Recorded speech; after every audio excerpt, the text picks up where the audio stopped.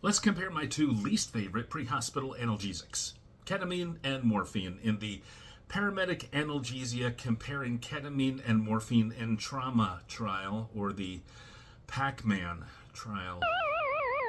This was a double-blind RCT from the UK. It involved almost 500 patients over the age of 16. Half of them received morphine, half of them received ketamine from pain related to trauma. 90% of that trauma was from a bone fracture.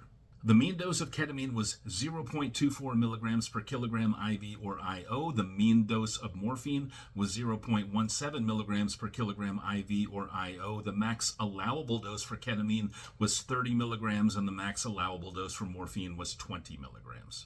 The pain medication was administered slowly, titrating to effect until either appropriate analgesia was achieved or the patient asked the paramedic to stop.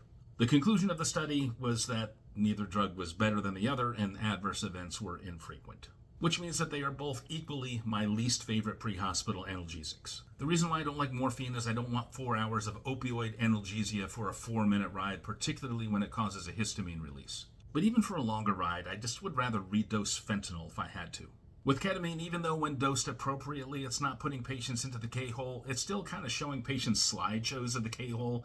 And unless my patient is in so much pain that they can't be transported safely, I just would rather use an opioid analgesic like fentanyl. And if the effects are equal, why waste 500 milligrams of ketamine for 30 milligrams? That's assuming you're carrying the 500 milligram vials. Working in pediatrics, often we do carry the 100 milligram vials. Anyway, morphine and ketamine in the PACKMaN trial, basically equal. That's cool. I'll put the link in my bio or in the video description if you're on Facebook.